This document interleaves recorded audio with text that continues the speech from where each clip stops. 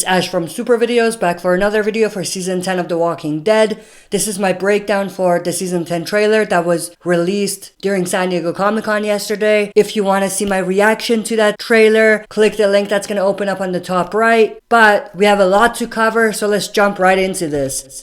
And I'm going to try not to make this video super long, so I'm going to try to keep it as short as possible. The trailer starts with this shot of a walker in the ocean. Now, I think this is most likely at or near Oceanside. That's the only place where we kind of see this huge mass of water. So I think it's very likely that this is at the Oceanside. And we have this transition to the AMC logo from the waves and the ocean. So that was a pretty cool shot. I really like that shot. Then we have the actual official start of the trailer. We have a few of the survivors on horseback here. And these are who I think they are. I could be wrong, but I think it's Aaron on the right, Michonne, Alden, Luke, Yumiko, and Magna. Then we have this shot of Alpha and her whisperers in the background. I love the atmosphere, the fog and everything. I think it's absolutely great. It seems like she's talking to the other survivors, maybe Michonne, maybe Carol, maybe Daryl, by the looks of it, because she says there is one rule between our people, one law. And that's of course relating to the boundary that they have and the territory that she set up for the whisperers. Then we have this shot of Michonne and Daryl. They're back at the site where we had the Pike scene. So we see the Pikes that were there near the end of last season. So that's a pretty cool callback or way to bring that back. So they are visiting that site again. Obviously on the other side is Alpha's territory.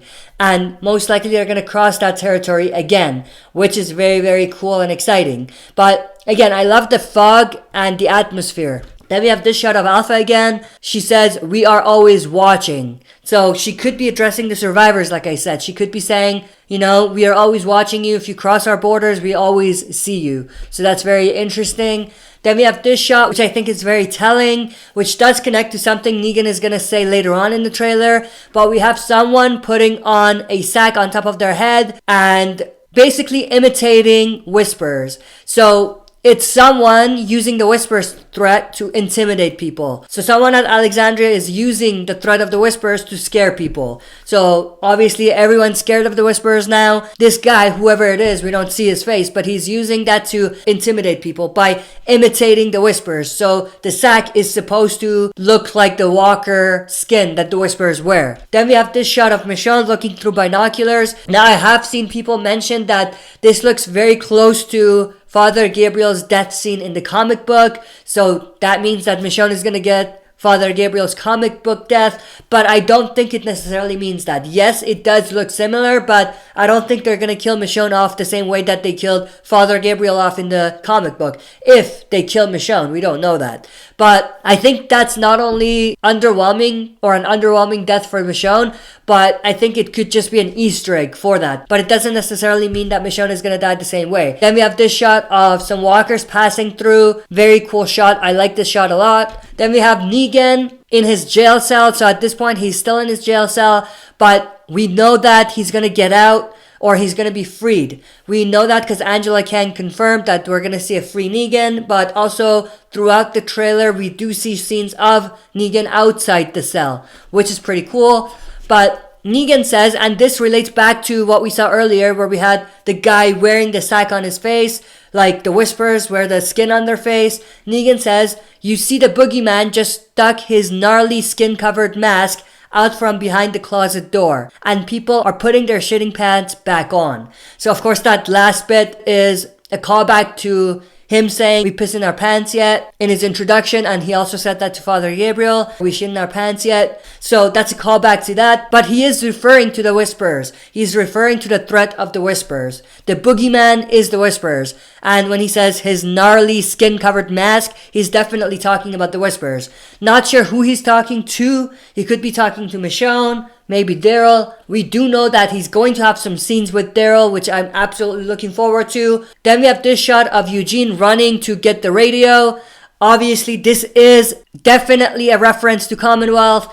Most likely at this point, this is the first time he hears the voice on the other side of the radio. They did tease that at the end of last season, but it seems like they're going to bring that back, and it makes sense because the next thing after the Whispers is the Commonwealth. So obviously they're setting that up, which I'm definitely looking forward to. But I think at this point, he is hearing a voice on the other side of the radio. Maybe Stephanie's voice, like the comic book. Then we have this shot of Rosita and her baby. So she has her baby, so that's interesting. So that means that there's going to be a time skip in season 9. She's pretty emotional, obviously, and everything. Then we have this shot of Luke, which is pretty cool. The way he's holding whatever he's holding, it looks like Negan when he was holding Lucille, so that's pretty interesting. Then we have this shot, which is interesting.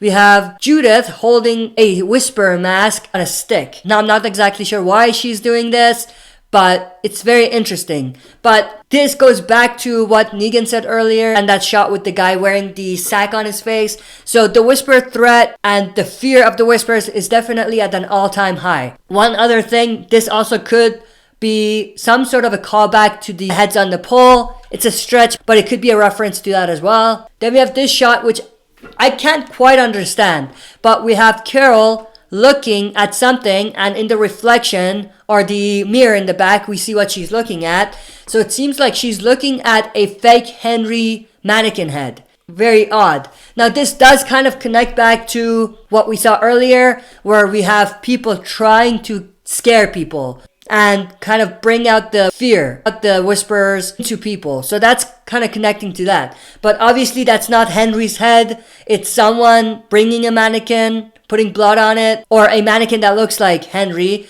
or their head, and bringing it in and trying to scare Carol or trying to make her emotional or whatever. But I think this whole thing connects back to the theme they're exploring in season 10, which is fear the Whisperers, which I absolutely love. Then we have this shot of Siddiq and Eugene. Siddiq is not feeling well. It seems like he's dizzy or whatever, and he sticks his head in the water. Very interesting. Not sure what to think of that. But this could also relate to what Angela Kang confirmed, that this season, it's going to explore trauma and PTSD. So obviously, if there's anyone who's going to have PTSD, it's going to be Siddiq. Because he witnessed 12 people, die. Their heads were chopped off and put on top of a pole. So obviously, Siddiq is going to have some PTSD. So this could connect back to that. And we could be seeing symptoms of Siddiq having PTSD. But also what we saw earlier with Carol looking at the mannequin head, that could be in her own imagination. That could go back to the PTSD thing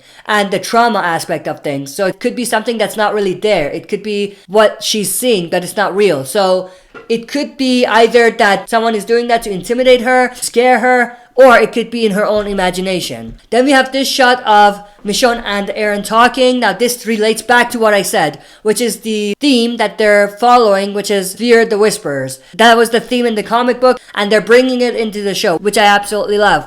Michonne says, fear is dangerous. It can drive us apart again.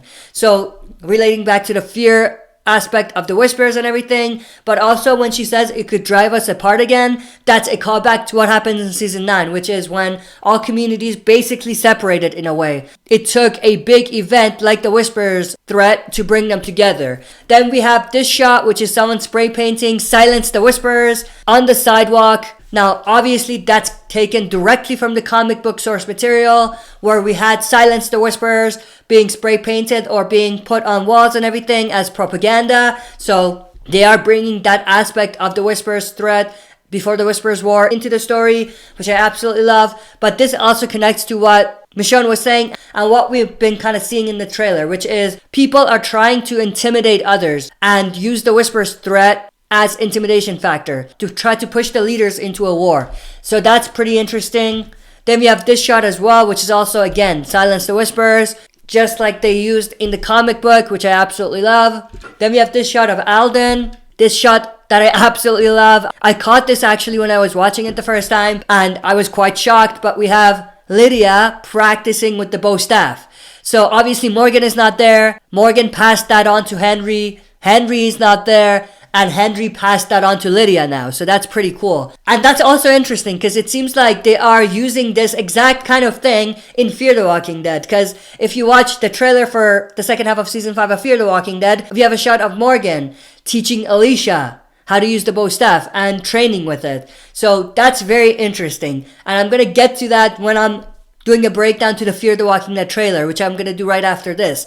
But love to see Lydia with the bow staff here. It's a reflection of both Morgan and Henry's pasts and their journey, which I absolutely love. Then we have this shot of Eugene, Rosita, and Siddiq. We have this shot, which I absolutely love and I found very interesting. We have Negan talking to Lydia. Negan says, "Watch your back, kid." That's interesting. This could be related to Negan trying to make Lydia scared of someone from the communities, or telling her that she shouldn't trust everyone, or this could be related back to the Whisperers. So he could be bringing that back into play and telling her that she needs to be watching her back when she's outside because she doesn't know what the Whisperers are going to do. Very interesting shot though. I am very interested to see the dynamic between Negan and Lydia and what they're going to do with them and what type of story they're going to have them follow. Then we have this shot of Daryl and Lydia. So with the trailer, they want you to think that Negan is trying to get Lydia to not trust Daryl going forward. They want you to think that, but I don't think that's the case. I think it's something a little bit different. Then we have this shot of Daryl talking to Negan in his cell. I am absolutely looking forward to this scene. I think it's gonna give us a lot of indication about where Negan and Daryl's story is gonna go going forward. Daryl said, "You and I have never been in a room before, not toe to toe. And there ain't nobody here to save you right now." Of course, things are reversed now. Negan is in his cell, Daryl is visiting him in his cell. Before, Daryl was in his cell, Negan was visiting him in his cell. So I love that they are reflecting off of that and making things very interesting. I absolutely love that. I wonder if Daryl is going to play Easy Street for Negan.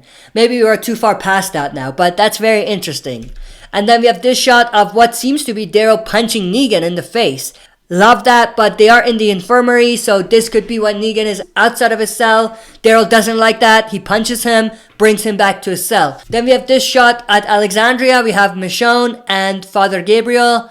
Not exactly sure what this scene is all about. It's very interesting. Gabriel is not looking so happy, which is pretty interesting.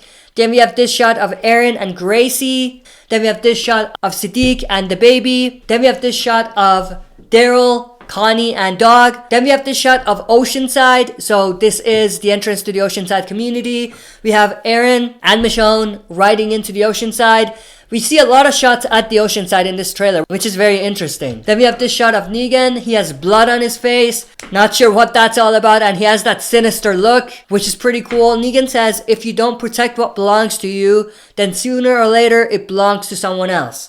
Not exactly sure who he's talking to, but it's a pretty cool shot. And it's pretty epic.